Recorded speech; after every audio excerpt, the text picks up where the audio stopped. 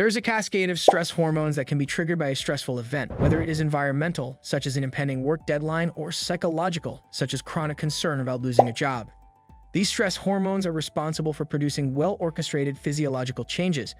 Both the heart rate and the rate of breathing might quicken in response to a stressful event. Muscles become stiff and droplets of sweat begin to form. This combination of responses to stress is also known as the fight or flight response. This is because it originated as a survival strategy, creating the ability for people and other mammals to react swiftly to events that could potentially endanger their lives. The hormonal shifts and physiological responses that occur in a sequence that is both precisely organized and nearly immediate are what enables a person to either fight off the threat or run away to ensure their safety. Unfortunately, the body is also capable of overreacting to stressors that are not extremely dangerous, such as being stuck in traffic, being under pressure at work, or having problems with family members. The researchers have not only obtained an understanding of how and why these reactions take place throughout their studies, but they have also gained a better understanding of the long-term effects that chronic stress has on both physical and psychological health. The recurrent stimulation of the stress response has a cumulative effect on the body that takes its toll over time. Research indicates that chronic stress is a factor in the development of high blood pressure, that it encourages the accumulation of deposits that clog arteries, and that it induces changes in the brain that may participate in the development of anxiety, depression, and addiction. According to the findings of additional early research, chronic stress may also have a role in the development of obesity. This may occur either directly by driving individuals to consume more food or indirectly by reducing hours of sleep and physical activity. A warning is being sent. The brain is the starting point for the stress response. The eyes and ears are responsible for transmitting information to the amygdala, which is a region of the brain that plays a role in the processing of emotions whenever a person is confronted with an approaching car or any other type of threat. Both the noises and the visuals are interpreted by the amygdala. There is an instantaneous transmission of a distress signal to the hypothalamus whenever it detects a threat. In certain ways, the hypothalamus can be compared to a command center. This region of the brain is responsible for communicating with the rest of the body through the autonomic nervous system. This system is responsible for controlling involuntary physiological functions such as breathing, blood pressure, and heartbeat, as well as the dilatation or constriction of important blood arteries and small airways in the lungs known as bronchioles. The sympathetic nervous system and the parasympathetic nervous system are the two components that make up the autonomic nervous system. The way the sympathetic nervous system works is analogous to the way a car's gas pedal works. The fight or flight reaction is triggered as a result of this situation, which gives the body a surge of energy to enable it to react appropriately to perceived threats. At the same time, the parasympathetic nervous system functions as a brake. It stimulates the rest and digest response, which reduces the level of anxiety in the body once the threat has been eliminated. Immediately following the transmission of a distress signal by the amygdala, the hypothalamus initiates the activation of the sympathetic nervous system by transmitting signals to the adrenal glands via the autonomic neurons.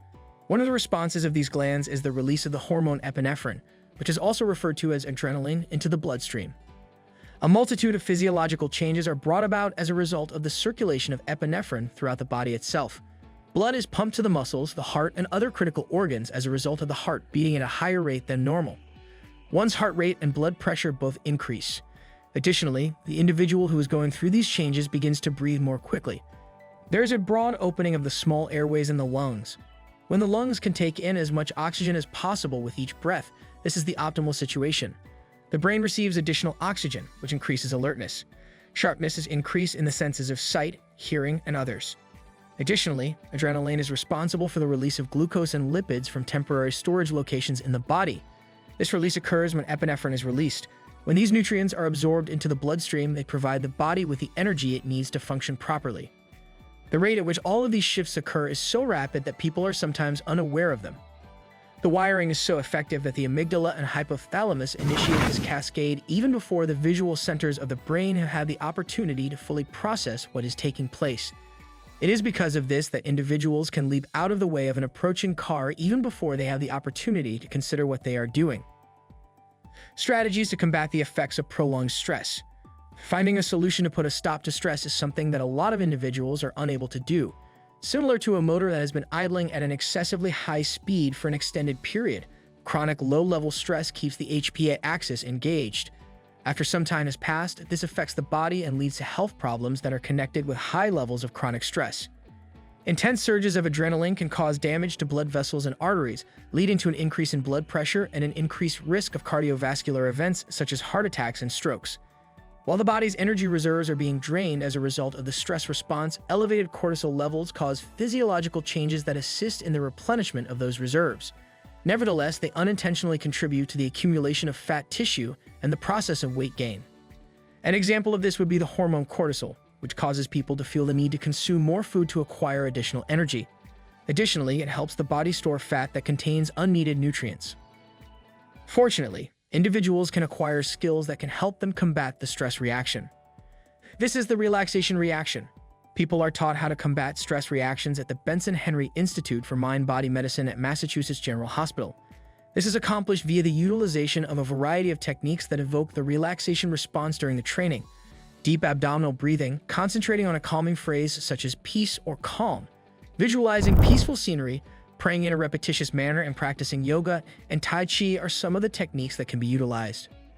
People who suffer from hypertension and other types of cardiovascular disease were the subjects of the majority of the early studies that investigated the effectiveness of the relaxation response in combating chronic stress that they experience. Given these findings, it appears that the method might be worth a go, even though it is not a panacea for the majority of people. A double-blind, randomized controlled trial was carried out by researchers at Massachusetts General Hospital on 122 patients with hypertension who were 55 years of age or older. Half of the patients were assigned to relaxation response training, while the other half were assigned to a control group that received information about how to control their blood pressure. After 8 weeks, 34 of the individuals who had practiced the relaxation response had achieved a systolic blood pressure reduction of more than 5 millimeters. As a result, they were eligible for the subsequent phase of the study, in which they were able to reduce the levels of blood pressure medication that they were taking. If you found this content helpful, be sure to like, subscribe, and leave a comment with your thoughts or questions. We'd love to hear from you.